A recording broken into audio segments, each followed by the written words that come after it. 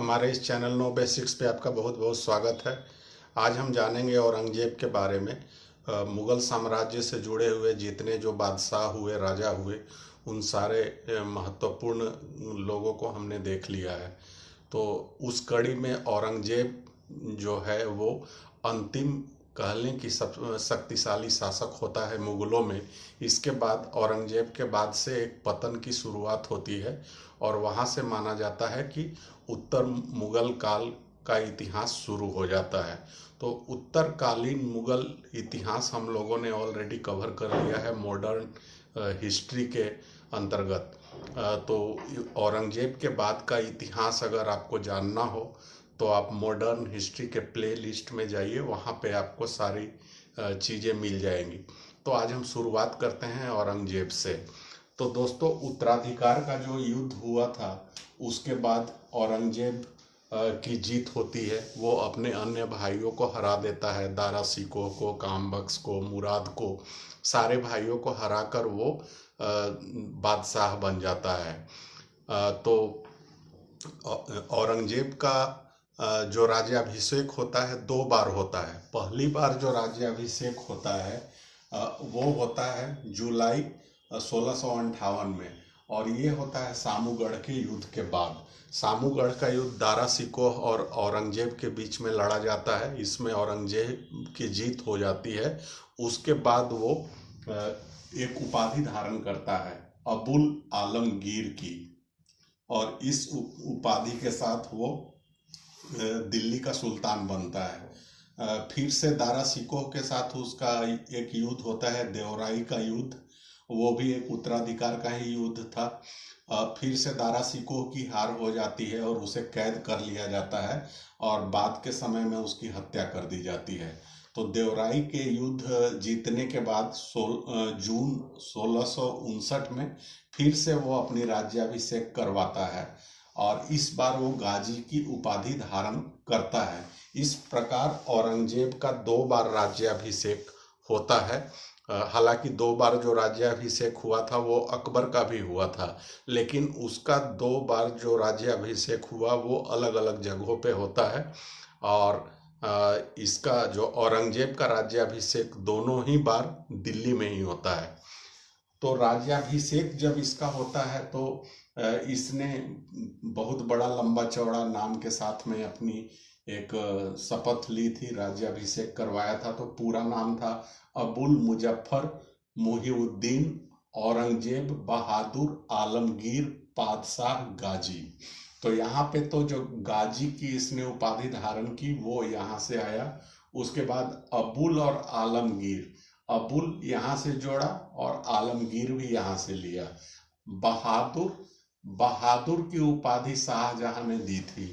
बचपन से ही औरंगजेब काफ़ी नीडर और बहादुर किस्म का नौजवान था, व्यक्ति था। तो उसकी इस बहादुरी से खुश होकर शाहजहां ने बहादुर की उपाधि दी थी।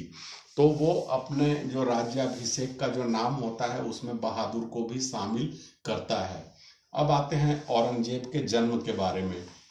औरंगजेब का जन्म 3 नवंबर 1618 में होता है दोहद में। और दोहद कहाँ पड़ता है? उज्जैन के पास। उज्जैन के पास दोहद में औरंगजेब का जन्म होता है। ये अपने माता पिता का 6ठी संतान होता है। जैसे कि आपको पता होगा कि औरंगजेब की जो माँ थी मुमताज महल थी, अर्जुमंद बानो बेगम जिनका एक्चुअल नाम था। उनके कुल 14 बच्चे हुए थे, जिसमें से 7 जीवित बचे थे, 7 लोग मर चुके थे। तो उन 7 जीवित बच्चों में से औरंगजेब भी एक था, और इस प्रकार वो जन्म लेने वाला अपने माता पिता का 6ठा संतान था। तो ये एक महत्वपूर्ण है। उसके बाद इसके गुरु के बारे में हम आते हैं। तो इसके जो पहले गुरु होते हैं वो होते हैं मीर मोहम्मद हकीम। और उसके बाद औरंगजेब सूफी परंपरा से भी जुड़ा हुआ था, और ये सूफी परंपरा के अंतर्गत आने वाले नक्शबंदी सिलसिले का समर्थक था। क्योंकि हम लोगों ने सूफी परंपरा को जब पढ़ा तो नक्शबंदी सिलसिला जो है वो सबसे कट्टर सिलसिला होता है। गीत संगीत नृत्य इन सारी चीज़ों पे वो वो प्रतिबंध लगाने की बात करता है। कट्टर शरीयत और कुरान के आधार पे शासन और समाज और धर्म की वो स्थापना चाहता है। तो इसी का वो समर्थक था औरंगजेब। और इसके जो गुरु होते हैं वो होते हैं शेख मासूम। शेख मासूम इसके गुरु का गुरु होते हैं, आध्यात्मिक गुरु कह ले। यहाँ पे गुरु तो एक और है, ये पढ़ाई लिखाई वाले हैं गुरु। ये होते हैं मीर मोहम्मद हकीम। और दूसरे गुरु उसके आध्यात्मिक गुरु होते हैं जिनका नाम शेख मासूम होता है। और ये नक्शबंदी सूफी सिलसिले से जुड़े हुए होते हैं। तो इन्हीं के प्रभाव से औरंगजेब ने अपनी जो शासकीय नीति अपनाई, इन्हीं के कहने पे अपनाई। और पहले हम आते हैं इसके धार्मिक नीति पर, क्योंकि धार्मिक नीति को समझना सबसे ज़्यादा जरूरी है। क्योंकि इसके औरंगजेब के जितने भी काम होते हैं वो धार्मिक आधार पे ही जुड़ते हैं। चाहे वो विद्रोह का मामला हो या अन्य चीजें हो जो उसके शासकीय आदेश होते हैं। तो इसलिए पहले इसकी धार्मिक नीति को समझना बहुत जरूरी है। तो औरंगजेब की जो धार्मिक नीति थी वो एक कट्टर मुस्लिम वाली नीति थी। इसमें क्या था, वो खुद एक कट्टर सुन्नी मुसलमान था। और वो शासन का आधार किसको बनाया था, तो कुरान को और शरिया को उसने शासन का आधार बनाया था। शरीयत के आधार पे भारत में शासन व्यवस्था स्थापित करना चाहता है। भारत को वो दारुल हर्ब का मतलब होता है कि काफिरों का देश। तो दारुल हर्ब को वो दारुल इस्लाम में बदलना चाहता था। तो ये उसकी नीति थी, दारुल हर्ब से दारुल इस्लाम में वो बदलना चाहता था भारत को। इसके लिए वो आह्वान क्या करता है, तो जिहाद का आह्वान करता है। जिहाद का वो नारा देता है औरंगजेब, और इसी के अनुसार से अपनी नीतियां बनाता है और उसको कार्यान्वित भी करता है। तो कौन कौन सी चीजें इसने अपनाई, तो सबसे पहले उसने काम क्या किया कि सिक्कों पर कलमा खुदवाना बंद कर दिया। जो पहले से एक परंपरा चली आ रही थी कि मुगल कालीन जो सिक्के होते थे उसमें कलमा खुदे जाते थे। तो औरंगजेब ने सिक्कों पर कलमा खुदवाना बंद कर दिया। इसके पीछे का तर्क ये था कि ये सिक्के जो हैं गैर मुस्लिमों के पास भी जाते हैं और इस तरीके से कलमा का अपमान होता है। इसी वजह से कलमा खुदवाना उसने बंद कर दिया। उसके बाद पारसी जो त्योहार होते हैं, नौरोज, तुलादान जैसी परंपरा थी, झरोखा दर्शन जिसे कि अकबर ने शुरू करवाया था, नौरोज, तुलादान और झरोखा दर्शन, इन सारी चीजों को औरंगजेब ने बंद करवा दिया। साथ में नृत्य, गीत, संगीत पर भी प्रतिबंध लगा दिया गया। लेकिन इसमें जानने वाली एक महत्वपूर्ण बात यह है कि औरंगजेब स्वयं एक बहुत अच्छा बीना वादक था। वो बीना बहुत अच्छा बजाता था। और इसी तरीके से अकबर के बारे में अगर जाने तो अकबर जो है वो नगाड़ा बहुत अच्छा बजाता था। तो औरंगजेब और अकबर से जुड़े हुए ये महत्वपूर्ण बातें हैं। उसके बाद हम आते हैं नशीली पदार्थों पे इसने रोक लगा दिया, उनके सेवन पर। जैसे कि भांग, शराब या अन्य जो मादक पदार्थ होते हैं उनके सेवन पर रोक लगा दिया। उसके बाद हिंदुओं के प्रति या कह लें कि पूरे गैर इस्लामों के प्रति इसने कट्टर नीति अपनाई। और गैर इस्लामों में मुख्य रूप से सबसे बड़ी जो संख्या थी वो हिंदुओं की थी। तो हिंदुओं के प्रति इसने क्या धार्मिक नीति अपनाई, तो 1663 ईस्वी में सती प्रथा पर प्रतिबंध लगा दिया और तीर्थ कर को फिर से लगा दिया। जिस तीर्थ कर को अकबर ने समाप्त किया था उस तीर्थ कर को औरंगजेब ने फिर से लगा दिया। हालांकि इसके पहले शाहजहां ने भी तीर्थ कर को फिर से लगाया था, लेकिन कुछ जगहों पर उसने छूट दी थी। तो औरंगजेब क्या करता है कि फिर से तीर्थ कर को लगा देता है। यहाँ पे सती प्रथा जो है वो हिंदुओं में चली आ रही एक कुप्रथा थी। इस पर प्रतिबंध लगाया, लेकिन इसमें उद्देश्य औरंगजेब का कुछ और होता है।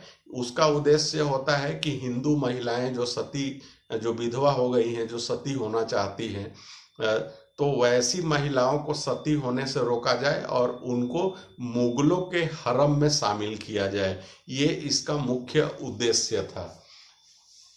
1665 ईस्वी में इसने मंदिरों को तोड़ने का आदेश दिया। कई मंदिर तोड़े गए, जिसमें से कि प्रमुख जैसे हैं मथुरा में केशव राय मंदिर है, इसे तोड़ने की कोशिश की लेकिन वो पूरी तरीके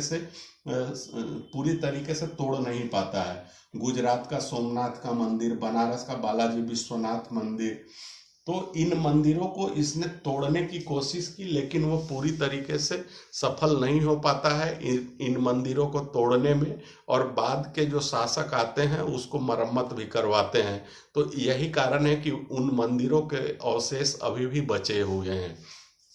इसके बाद इन सब चीजों के लिए, अर्थात मंदिरों को तोड़ने के लिए या जो जो चीजें धार्मिक घोषणाएं की जा रही हैं, उन सब चीजों का पालन हो रहा है या नहीं हो रहा है, उसकी देखरेख के लिए एक अधिकारी नियुक्त किया गया। उस अधिकारी को मुहत्तसील कहा गया। तो मुहत्तसील नाम का अधिकारी धार्मिक नीतियों से जुड़े हुए जो कार्य होते थे उनको कार्यान्वित करने और सारी चीजों की देखरेख की जिम्मेवारी होती थी। इसके बाद 1668 ईस्वी में दशहरा, दिवाली, होली पर प्रतिबंध लगा दिया गया कि ये सब चीजें सार्वजनिक तरीके से नहीं मनाई जा सकती है। 1679 में जजिया कर को फिर से लगा दिया गया। गैर मुसलमानों पर जजिया कर, जो एक धार्मिक कर था, इसको फिर से लगा दिया गया। अन्य इसके काम देखें तो और कौन कौन से हैं जो धर्म से प्रभावित होते हैं, तो चित्रकारी पर पूरी तरीके से प्रतिबंध लगा दिया। वेश्यालयों को भी बंद करवा दिया।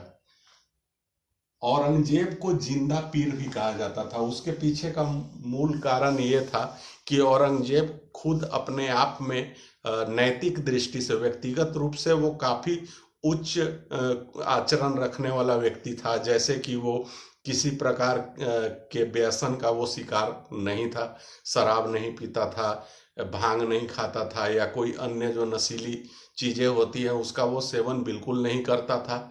साथ में वो खुद जो है वो मात्र उसने एक ही शादी की थी, और अलग अलग जो हमने मुगल बादशाहों को देखा उन्होंने कई शादियां की थी, लेकिन औरंगजेब ने मात्र एक ही शादी की थी। और उसकी जो पत्नी थी उसका नाम था दिलरास बानो बेगम, जिसे कि प्यार से औरंगजेब रबिया बेगम कहकर पुकारा करता था। और ये जो रबिया बेगम थी ये फारस राजघराने से आती थी, अर्थात ईरान का जो राजघराना था वहीं से आती है। रबिया बेगम जब मरती है तो उसके लिए एक मकबरा बनवाता है औरंगजेब स्वयं, जिसे बीबी का मकबरा कहा गया, और ये बीबी का मकबरा औरंगाबाद में है। तो बीबी का मकबरा के बारे में कहा जाता है कि औरंगजेब ने ताजमहल की तरह इस मकबरे को बनवाने की कोशिश की थी, लेकिन इसमें वो पूरी तरीके से सफल नहीं हो पाता है। इसी कारण से औरंगजेब की काफी इसके लिए आलोचना भी होती है, और बीबी के मकबरे को ताजमहल का फूहड़ नकल भी कहा जाता है। तो ये एक प्रमुख बात है। इसके बाद हम आते हैं कि एक नोट करने वाली बात क्या है कि इसकी बेटी थी जेबू निसा, और वो कृष्ण भक्त थी, जबकि वो खुद एक कट्टर सुन्नी मुसलमान था, लेकिन उसकी बेटी जेबू निसा कृष्ण भक्त हो जाती है। कुछ उसी तरीके से जिस प्रकार मीराबाई कृष्ण भक्त हो जाती है और कृष्ण भक्ति में लीन हो जाती है, कुछ उसी तरीके से जेबू निसा भी कृष्ण भक्त बन जाती है।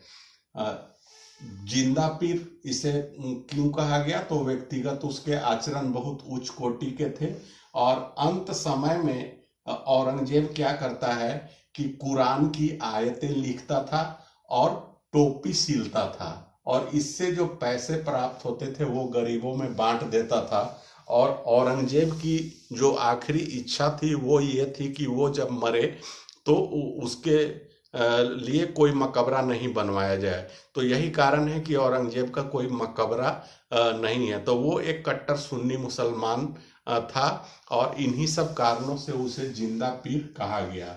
अब हम आते हैं, जब ये राजकाज शुरू करता है तो कुछ आदेश जारी करता है, शासकीय आदेश। हालांकि ये सारे भी धर्म से जुड़े हुए, धार्मिक नीति से जुड़े हुए, ये भी शासकीय आदेश के अंतर्गत ही आते हैं। लेकिन उसकी नीतियों को समझने के लिए हमने धार्मिक नीति का जिक्र पहले किया। तो अन्य शासकीय आदेश क्या होते हैं? तो 80 तरह के करों को समाप्त कर दिया औरंगजेब ने।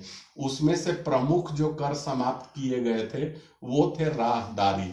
ये एक तरीके का परिवहन कर था जो कि वस्तुओं के आवागमन पर कर लगाया जाता था। तो ये होता था राहगारी। दूसरा पानदारी, ये चुंगी कर होता था। उसके बाद एक स्थानीय कर होता था अवबाब। तो इस तरह के करों को उसने समाप्त किया। इसके बाद इसके समय में, औरंगजेब के समय में सबसे ज्यादा हिंदू मनसबदार थे। कुल 1/3 जो मनसबदार या अधिकारी थे वो हिंदू थे। तो ये काफी महत्वपूर्ण हो जाता है क्योंकि वो कट्टर सुन्नी मुसलमान था और हिंदुओं के प्रति कट्टरता का भाव वो रखता था। लेकिन औरंगजेब के समय में सबसे ज्यादा हिंदू अधिकारी और मनसबदार रखे जाते हैं। अब हम आते हैं, जब औरंगजेब ने इतनी कट्टरता से अपनी धार्मिक नीति को लागू करना शुरू किया तो उसके विरोध में कई विद्रोह हुए जिसका आधार धार्मिक भी था। जैसे सिखों का विद्रोह हुआ, वो पूरी तरीके से एक धर्म के आधार पे आधारित विद्रोह था। मराठों का विद्रोह भी बहुत हद तक धार्मिक कारणों से ही जुड़ा हुआ था। जाटों का विद्रोह हुआ, वो भी बहुत हद तक धार्मिक कारणों से ही जुड़ा हुआ था। तो प्रमुख विद्रोह जो है उसमें पहले हम देखते हैं जाटों का विद्रोह। तो जाटों का जो विद्रोह होता है, ये पहला संगठित विद्रोह की शुरुआत हुई थी आगरा और मथुरा के जाटों के द्वारा। और इसका नेतृत्व कौन करते हैं? तो मुख्य रूप से जो जमींदार लोग होते हैं वही नेतृत्व करते हैं और किसान लोग इस विद्रोह का साथ देते हैं। शुरुआत 1669 ईस्वी में होती है। जो जाटों के एक नेता होते हैं गोकुल, उन्होंने इसकी शुरुआत की। अब्दुल नबी नाम का एक सेनापति था या कह लें कि अधिकारी था, मुहतसिल था। ये मंदिरों को तोड़वाने का काम करता था। जैसा कि शासकीय आदेश जारी किए गए थे औरंगजेब के द्वारा कि मंदिरों को तोड़ा जाए, तो इस काम में अब्दुल नबी को लगाया गया था। तो गोकुल ने अब्दुल नबी की हत्या करवा दी। इसका परिणाम ये निकलता है कि आगे जाकर एक तिलपत का युद्ध होता है और इसमें गोकुल की हत्या कर दी जाती है। गोकुल की जब हत्या की जाती है तो अगला जाटों का नेता उभर कर आता है राजा राम 1686 ईस्वी में। तो ये बहुत कट्टर एक जाट नेता होता है और ये क्या करता है कि अकबर के मकबरे पर, ये कहाँ, अकबर का मकबरा कहाँ है? तो आगरा के पास सिकंदरा में है। वहां पर वो पहुंचता है और अकबर के मकबरे को कोड़ देता है, खुदाई कर डालता है और उसमें से अवशेष जो हड्डियां थी उनको निकालता है और निकाल कर उनको जला देता है। और जला देना मतलब मुस्लिमों में क्या है कि वो जलाना, शव को जलाना ये धर्म विरुद्ध माना जाता है। तो राजा राम ने इस तरीके से अकबर के कब्र को खोदकर हड्डियां निकाली और उसे जला दिया। तो जाहिर सी बात है कि इसकी प्रतिक्रिया होनी थी, इसकी हत्या करवा दी जाती है अकबर औरंगजेब के द्वारा 1688 ईस्वी में। उसके बाद अगला जो नेता होता है जाट नेता, वो चूड़ामल आते हैं 1688 में ही। इसका भतीजा ही होता है बल्कि राजा राम का। और चूड़ामल का वो भी विद्रोह को जारी रखता है और इसी ने भरतपुर राज्य की स्थापना की थी। तो दोस्तों, जाटों का जो विद्रोह होता है इसको पूरी तरीके से औरंगजेब कभी भी नहीं दबा पाता है, खत्म नहीं कर पाता है। ये जीवन पर्यंत उसके चलता ही रहता है। और ये बाद में जाकर जब समाप्त होता है, जब औरंगजेब की मृत्यु होती है और बाद के उत्तरकालीन शासक जो आते हैं तो उनकी नीतियां औरंगजेब से कुछ अलग होती हैं। तो उसके बाद जाटों का विद्रोह जो है वो समाप्त होता है। अगला प्रमुख विद्रोह है सतनामी विद्रोह या मुंडिया विद्रोह। सतनामी ये एक धार्मिक पंथ के लोग थे और ये एक हिंदू पंथ था, एक कह लें कि एक धारा थी, और इसके जो सदस्य होते थे अपने सर मुंडवा कर रखते थे। इस कारण से इसे मुंडिया विद्रोह भी कहा गया। और 1672 में मुख्य रूप से सतनामी विद्रोह होता है नारनौल और मेवात के क्षेत्र में। तो नारनौल और मेवात का जो क्षेत्र पड़ता है वर्तमान में हरियाणा में पड़ता है। तो ये सतनामी विद्रोह और जाट विद्रोह कई जगह दोनों मिले जुले हुए हैं, अर्थात सतनामियों ने जाटों को साथ दिया था। अब हम आते हैं अगले विद्रोह पर। अफगानों का भी विद्रोह होता है और इसमें 1667 से लेकर 72 तक का विद्रोह चलता है और इसके नेता होते हैं भागू और अकमल। बुंदेलाओं का भी विद्रोह होता है, बुंदेला शासकों का। वो कौन कौन से होते हैं? तो बुंदेला शासकों का हमने देखा कि एक जहांगीर के समय में अलग संबंध था, मित्रवत संबंध था, और बुंदेला शासक जो वीर बुंदेला होता है उसी की सहायता से अबुल फजल की हत्या करवाता है जहांगीर, और उसके बाद उसका बेटा झज्जर सिंह जो होता है, जुझार सिंह, वो शाहजहां के समय में विद्रोह करता है। तो उसी परंपरा को जारी रखते हुए बुंदेलाओं का विद्रोह फिर से होता है 1661 में, और इसका नेतृत्व कौन करते हैं? तो चंपत राय करते हैं। इनकी हत्या करवा दी जाती है। हालांकि चंपत राय जो होते हैं ये औरंगजेब का, जब वो उत्तराधिकार का युद्ध लड़ रहा होता है तो उसमें औरंगजेब का वो सहयोग भी करता है, लेकिन बाद के समय में दोनों की एक तरीके से कह लें कि दुश्मनी हो जाती है, दोनों में विवाद हो जाता है। उसका नतीजा होता है कि चंपत राय विद्रोह करता है और उस विद्रोह को दबा भी दिया जाता है, उसकी हत्या कर दी जाती है। उसकी हत्या होने के बाद छत्रसाल राजा बनते हैं, बुंदेला शासक बनते हैं। तो छत्रसाल ने क्या की, तो इन्होंने संधि कर ली मुगलों के साथ में, और संधि करने के बाद छत्रसाल को राजा की उपाधि दी जाती है औरंगजेब के द्वारा, और यही कारण था कि छत्रसाल को राजा छत्रसाल भी कहा गया। फिर राजपूतों का भी विद्रोह होता है, खास करके मारवाड़, मेवाड़ और आमेर में। और मुख्य रूप से जो मारवाड़ होता है वहाँ के शासक होते हैं जसवंत सिंह। तो मारवाड़ को मिलाने की कोशिश की पूरी तरीके से औरंगजेब ने, तो इसका नतीजा विद्रोह के रूप में सामने आता है और जसवंत सिंह के समय में विद्रोह होता है। और जसवंत सिंह की जब मृत्यु होती है तो बाद के समय में दुर्गादास, जो कि जसवंत सिंह के सेनापति होते हैं, और वो विद्रोह का झंडा बुलंद करते हैं। और ये बहुत शक्तिशाली सेनापति थे और इन्होंने मुगलों की सेना को नाको चने चबवा दिया था। और दुर्गादास ने औरंगजेब के बेटे को संरक्षण भी दिया था। औरंगजेब का एक विद्रोही बेटा होता है अकबर, तो अकबर को इन्होंने दुर्गादास ने संरक्षण भी दिया था। तो वो एक मुख्य कारण होता है दुर्गादास और मुगलों के बीच संघर्ष का। उसके बाद उसके बेटे अकबर का भी विद्रोह होता है। अकबर का जो विद्रोह होता है औरंगजेब के विरुद्ध, तो उसको संरक्षण देते हैं मारवाड़ के शासक, मेवाड़ के भी शासक कुछ समय संरक्षण देते हैं। तो इसको औरंगजेब क्या है कि एक कूटनीति की सहारा लेता है और उसकी मदद से और अकबर के विद्रोह को समाप्त करता है। औरंगजेब क्या करता है कि एक पत्र लिखता है और वो बंटवा देता है। वो एक फर्जी पत्र ही था जो कि राजपूतों के बीच में वो वितरित करवाता है। उसमें लिखा होता है कि बेटे अकबर, तुम बहुत अच्छा काम कर रहे हो कि राजपूतों के गुट में जाकर तुम मिल गए हो। तुम जो है उनकी बातें हमारे तक पहुंचाओ, उनकी कमियों को इसी तरीके से बतलाते रहो और हम राजपूतों का इसी तरीके से संहार करते रहेंगे। अब ये पत्र जब राजपूत राजाओं और सरदारों के बीच में पहुंचती है तो उन्हें लगता है कि अकबर जो है जिसका कि वो संरक्षण कर रहे हैं, वो एक्चुअली राजपूतों के विनाश के लिए ही उनके पास आया है, एक गुप्तचर की तरह व्यवहार कर रहा है।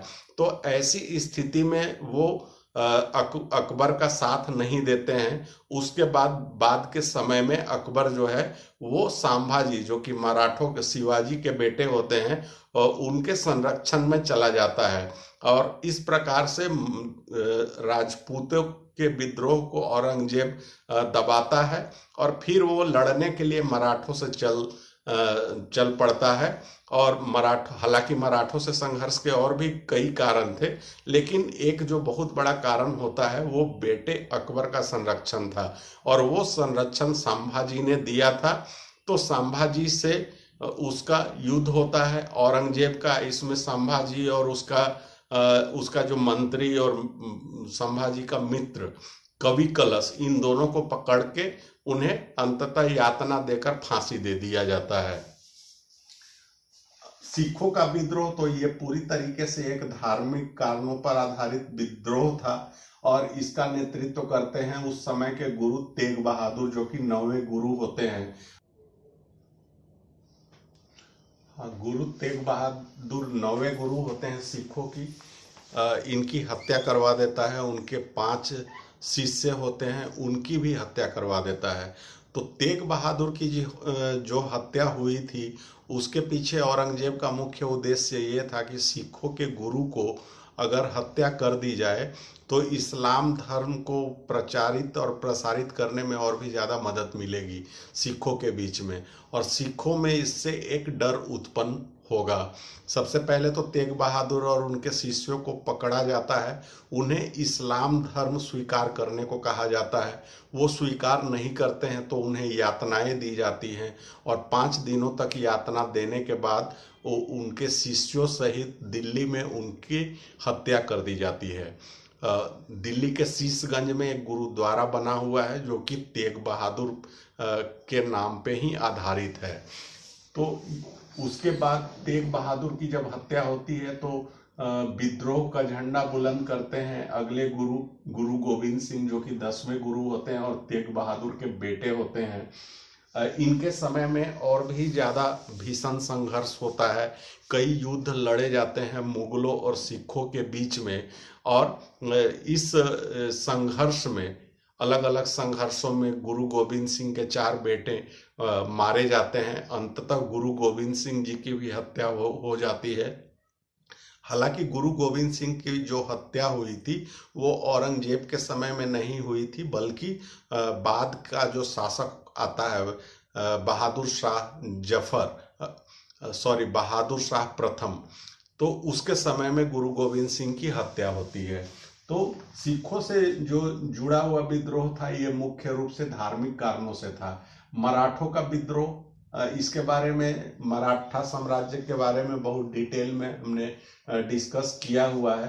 तो शिवाजी, संभाजी, राजा राम और ताराबाई, इनका मराठों के साथ संघर्ष चलता ही रहता है। औरंगजेब का पूरी उम्र गुजर जाती है मराठों से संघर्ष करते करते, लेकिन मराठों को और सिखों को दबाया नहीं जा सका। इसके पीछे जो मराठों के साथ संघर्ष होता है उसके पीछे का मुख्य कारण था वो ये था कि औरंगजेब दक्षिण भारत को जीतना चाहता है और बीच में मराठों का एक छोटा सा राज्य आता था, और शिवाजी जो है वो एक बहुत प्रभावशाली, शक्तिशाली, कह लें कि शासक के रूप में उभर कर आते हैं और वो मुगलों को छापामार युद्ध के द्वारा परेशान करके रख देते हैं। और हालांकि 1680 ईस्वी में शिवाजी की मृत्यु हो जाती है। उसके बाद उनके बेटे संभाजी वो क्या करते हैं तो औरंगजेब के बेटे अकबर को संरक्षण देते हैं।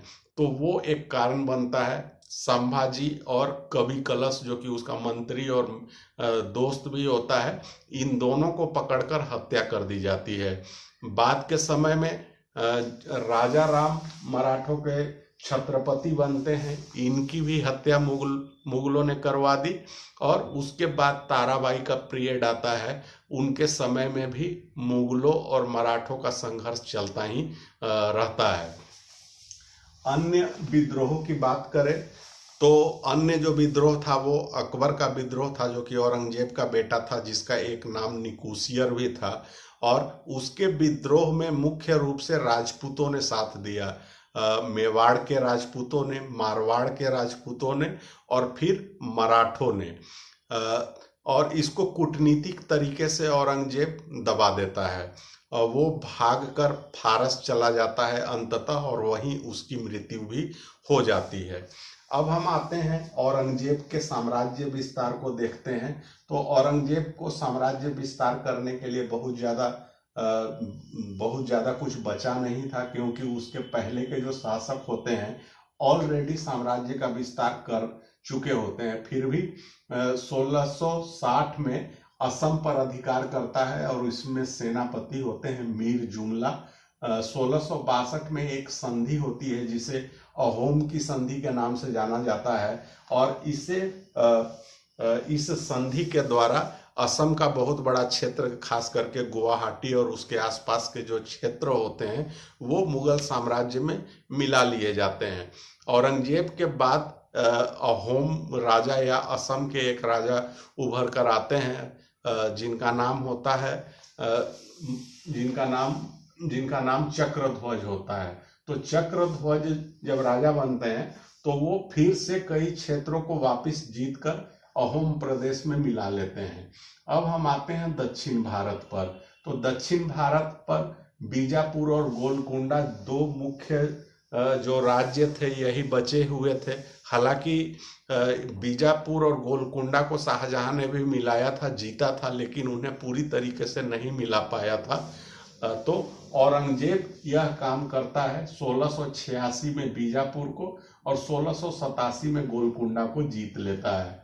औरंगजेब का दक्षिण भारत का जो अभियान था, इसे मुगलों के लिए कब्रिस्तान कहा जाता है। इसके पीछे का कारण क्या होता है कि औरंगजेब करीब 50 साल तक शासन करता है, उसमें से अपने जीवन के अंतिम 25 साल वो दक्षिण भारत में ही बिता देता है। खास करके मराठों से संघर्ष में वो जाकर फंस जाता है, उलझ जाता है, और दक्षिण भारत में ही अपना आशियाना और ठिकाना बनाना पड़ता है। इसका नतीजा ये निकलता है कि मुगलों की राजधानी दिल्ली में थी। अब दिल्ली से राजा अगर गायब रहेगा तो शासन के जो अलग अलग तंत्र हैं वो कमजोर पड़ने लगते हैं, और यहीं से जो है मुगलों का पतन शुरू होता है। क्योंकि औरंगजेब खुद तो एक शक्तिशाली और योग्य शासक था, लेकिन उसके बाद के जो उत्तराधिकारी होते हैं वो कमजोर साबित होते हैं, और वो जो तंत्र जब एक बार कमजोर पड़ जाता है तो वहीं से मुगल साम्राज्य का पतन शुरू हो जाता है। उसके बाद स्थापत्य कला के क्षेत्र में अगर देखें तो इसमें औरंगजेब ने बहुत ज़्यादा कुछ काम नहीं किया था। बीबी का मकबरा अपनी पत्नी की याद में उसने बनवाया था, जिसका जिक्र हम कर चुके हैं। दूसरी जो एक महत्वपूर्ण इमारत होती है मोती मस्जिद, ये दिल्ली के लाल किले के अंदर बनवाया गया है। यहाँ पे ध्यान देने की बात है कि जो लाल किला है दो जगहों पे है, एक दिल्ली में और एक आगरा में। आगरा के लाल किले को अकबर ने बनवाया था और दिल्ली वाले लाल किले को शाहजहां ने बनवाया था। आगरा के किले में भी मोती मस्जिद है, वहां पे मोती मस्जिद किसने बनवाई थी? तो वो शाहजहां ने बनवाई थी। और दिल्ली में जो मोती मस्जिद होता है इसका निर्माण औरंगजेब ने करवाया था। उसके बाद इन जेबुनिसा के बारे में हमने जिक्र कर लिया, कृष्ण भक्त थी मीराबाई की तरह, और औरंगजेब मात्र एक ही शादी करता है। औरंगजेब की जब मृत्यु होती है तो उसकी इच्छा के अनुसार उसका कोई मकबरा नहीं बनवाया जाता है, बल्कि औरंगाबाद में ही उसको दफन कर दिया जाता है। औरंगजेब की मृत्यु 1707 ईस्वी में होती है, और उसकी जब मृत्यु होती है तो उसके बचे हुए 3 बेटे होते हैं, मुअज्जम, आजम और कामबख्श।